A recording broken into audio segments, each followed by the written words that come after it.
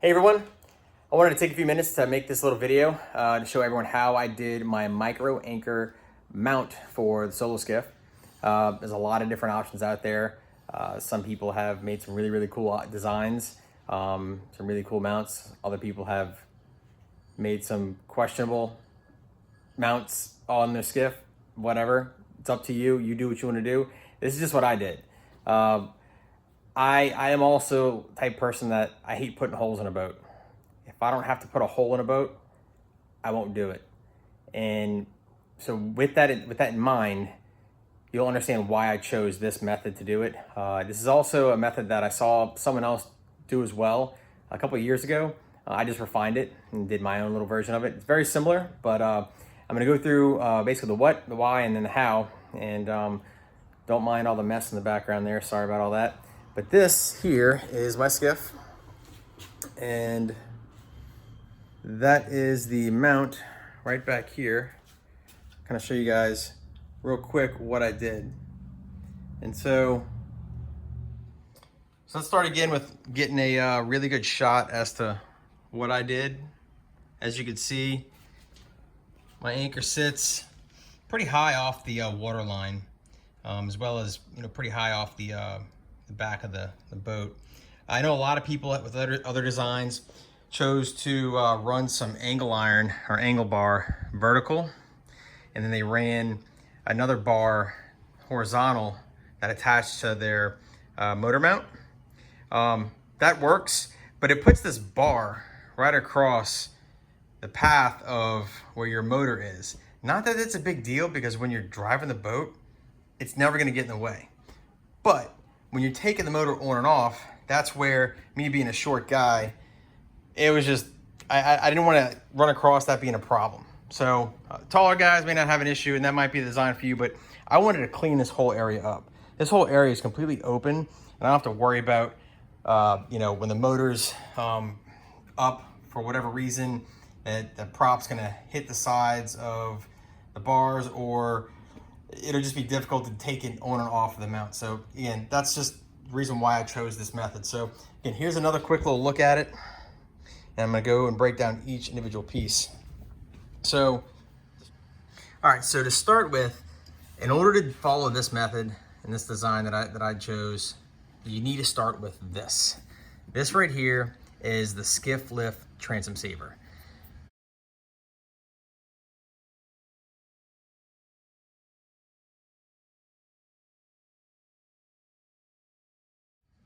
Yes, this does require you to put a hole in the boat, but this is something that I put on a year and a half ago. This is something that at the time there was no other transom saver available on the market for the solo skiff. So with that said, yes, there is one bolt that goes through the actual transom, and this whole piece of aluminum is pretty solid. I mean, this thing is solid. I really recommend this. I like the guy that made this out of Texas. He did a very good job. Again, the website's Skiff Lift. It does come with this little lip right here. So if you look, there's a little lip right there. What that does is, just in case your motor wants to take a little dip in the water, for whatever reason it hits something, it's not gonna come off of the actual mount itself. There's no way that unless these things are completely loosened, there's no way these are gonna go past this lip. So that's like an extra safety feature in my opinion. But anyway, I know there are other transom savers available out there. This is the one that I had originally purchased again a year and a half ago. So with that said, I started with this. And the reason why is because you need something to attach this bar, that mount, to the boat. How are you gonna do that? And again, I wanna do it with minimal holes. So start with this, and then I got 3/4 inch aluminum conduit.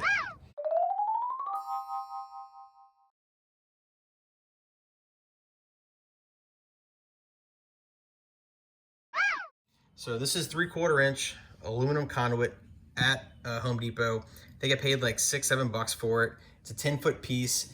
I did end up having to get a second piece of it, like a smaller 4-foot piece, and I'll tell you why in a minute. So what I did was I basically bought a conduit bender, and I made a bend right here, and then I made a bend right here. Before I did that, I did actually cut off a certain length. So I knew I had to measure the length of what I needed to make. I forgot what that is, but just take your measurements. But again, you make 2 bends, 1 bend, 2 bend, and you do the same thing on the other side. So again, 1 bend, 2 bend. Now there is an angle, and if you look at the back of the boat, you'll see how it kind of curves in and then it flares out. And that's just because if I didn't do that, then this bar was gonna be running across this open channel. And I didn't want to do that. I wanted to make it as wide as possible. I also wanted to have this bar not as so close to the actual mount itself. And that, again, that would have been the case. It would have been, you know, basically right here on either side. That's not how I wanted this to look, or how I felt like it was stronger if it was a little bit wider. So again, conduit bender, 1 bend, 2 bend, do that times 2. If you're not good at bending conduit, pay someone else to do it. You just have to give them measurements. Speaking of paying someone to do it, here's the third and fourth bend. So this was another straight piece. So you can see this right here, that right there. That was, I don't know, maybe like a 2-foot section. And you have to make a bend to make this U. Now you can always just make like a U. That would work too. This just brings the whole thing together. That's all this is really for. This just kind of like makes the whole structure as one unit. I tried doing this twice. I screwed up both pieces twice. I finally bought it to a metal shop. I told them what I needed, and as you can see, they made the perfect bends that I wanted for the length that I needed. And so, yeah, that was $20 for them to do that. It might be worth it to you, but I'm a perfectionist, so I want it to look right. If you are the same, might as well pay someone to do it if you can't do it yourself. Next thing is these 3/4 inch conduit couplers.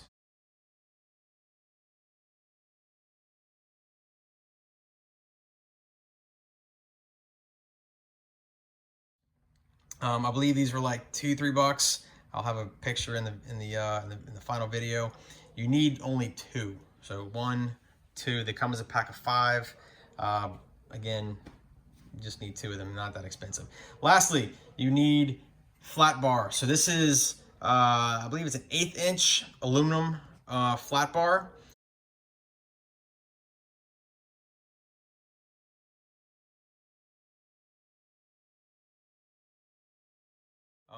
And I basically bought one piece, which was this section and this section, and it was enough to get the job done. And as you can tell, I cut it to the width that I needed, and then I, you know, grinded the edges down so that way they weren't sharp, and filed them down.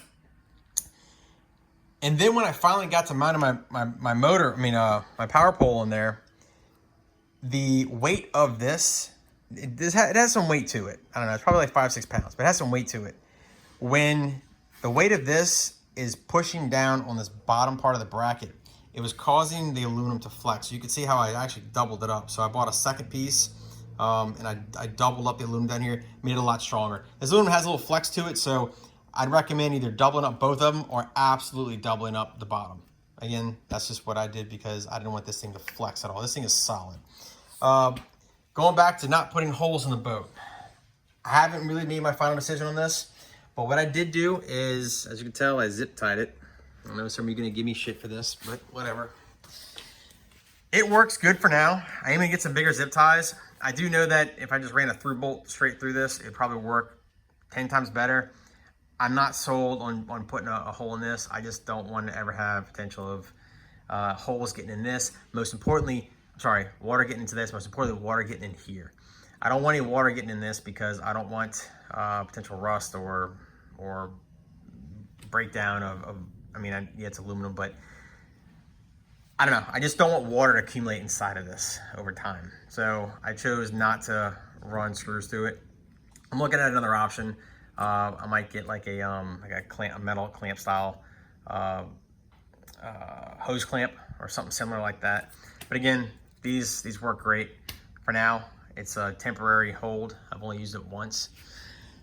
Let's go to how I mounted this whole setup to the actual transom. So in this transom, there is transom saver. You have about, I don't know, maybe 1/4 of an inch between the boat itself and the transom on the inside. So you have to use panhead screws.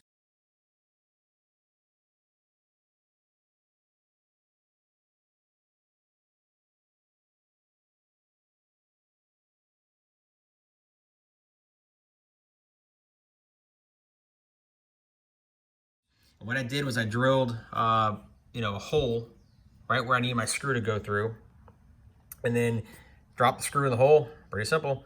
And then drilled a hole in the conduit, and then ran the screw through, popped it on there, and I used a wing nut. The reason why I used a wing nut is just in case I needed to take it off on the fly for whatever reason. You never know, you're in the water, something can happen. I don't know. I wanted to be prepared for it, so I chose to use a wing nut. And then I use this little rubber stopper on there for its protection, so that way it doesn't anything gets snagged on it and pops, whatever, just because it's a loose end. But yes, panhead screws right there, and it'll work fine. You got enough room to fit the whole screw on there. Yeah, and then just tighten it down with this. It's pretty locked down good. So coming back around, I chose to go with the battery. This is the battery pack. Why the battery? Again, I don't like holes in a boat. So if I would have used the battery method that it's originally designed for, would have to run the wire down here, pop a hole in somewhere, I don't know where that would have been, and then store a battery maybe in my box, and still I would have to pop a hole in there somewhere. This is easy, this is convenient, this works. It's a $200 upgrade to go for the battery pack. If it's in your budget, I say do it. It's worth it in my opinion. What I did also do was I mounted the hand controls right here. So this is just 3M adhesive that comes with it, and that way you can probably hear it. Up, down, and then you have other settings. I can't put the power pole in it. I keep my power pole in this rod tube holder. I can't put it in the power pole right now because my ceilings are 8 feet and the pole is 8 feet, so I can't physically move it up or down in the garage. And it also comes with this, so this lanyard. So this is everything that you could ever want out of the power pole, to just while you're standing, paddling, drifting with the rod in your hand, you press that button right on your right on your chest. Typically, you have it sitting somewhere, on your chest, and it just is easy to operate. Again, you just see it working. That's it. So guys, that's pretty much what I did to make this mount. Rattle canned it black. Then I took a gloss, like a matte gloss. I'm sorry, a matte clear, to just freshen it up, make it look pretty. And that's so. One more thing I wanted to add: these screws right here are also more parts you're gonna have to basically go get, source, find. I went to Ace Hardware to get them, and I'll tell you why in a second. Because the power pole comes with this hardware. This hardware is, in my opinion, I think it's designed either to fit through a boat transom, and it's also used in combination for certain kayaks that have a place to mount this bracket right here that's already built into the kayak design. As you can tell, these bolts are massive. These things would stick out like 4 inches from the back of this thing, so I didn't want to use them. What I did is I took one of these bolts right here, I took it to Ace, brought it to the guy in the back, said, please find me 4 stainless steel, I believe I used 1.5 inch bolts, and I brought that in there because I just didn't know the size. Just do the same. I don't know what size it is I bought, I'm so sorry. But they are Allen head, so keep that in mind. You gotta get a Allen head bolt. I got stainless steel washers, stainless steel nuts, and yeah, it works great. That was I don't know, maybe like another 10 bucks in parts, just for these 4 screws and the washers and the nuts. Maybe not even 10 bucks, maybe it was like 8 bucks, something like that. But yeah, that is my design. Yeah, I'll give you one more look at it from the back. Threw some stickers on there that came with the power pole. I love this thing. I think it's a great addition if you can get that on your skiff. Why did I mount it so high? So that's one thing that I'll cover as well right now. This part of the unit does all the work right inside there, okay? Not a whole lot going on. There's a motor down here. There's like an electrical circuit board inside there. And this unit it's sealed, but you can very easily pop this section off. You can see the internal workings of the inside of this power pole. With that said, I fish saltwater, water, salt, electrical, never go together. I've seen some other guys run these things at like water level. When you're running at water level on this boat, the potential of water getting inside of that, salt water, it's gonna happen. The way that I have mine set up, I have it sitting 18 inches off the water, off the back of the pole. So basically, let's see here. There's the pole itself. The bottom of the, I'm about 17 inches. I lied, 17 inches. So from this mark, 17 inches, that is the bottom of this, okay? Bottom of this section. That distance is plenty enough to keep splashing or water, or if I step on the back of the boat and the back of the boat dips in the water a little bit more because I'm maybe messing around by like the ice chest, or maybe I'm messing around by the gas can because I need to work on the motor. I don't know, but I've seen some other ones that are mounted about yay high. They're basically 3 inches off the water level. Sure, that works great. I just want to avoid damage at all costs. So if you're like, well, that thing looks so goofy that high, that's why I did that. I just didn't want to run the risk of having it get eaten up by the salt water. I think I saw this the other day. Like, look, this is salt gets in everywhere. This is a poor clean job right here. And if salt gets inside of this thing, it's done. So yeah, other than that, guys, that's basically my design as to what I chose to do. Give one more look.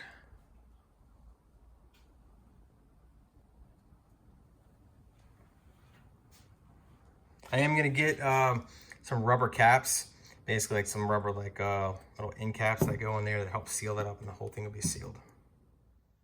All right, guys, that's basically how I did it. So again, here is my micro power pole. If you have any questions, feel free to send me a message, leave a comment. I'll be happy to help you out. Other than that, tight line. See y'all later.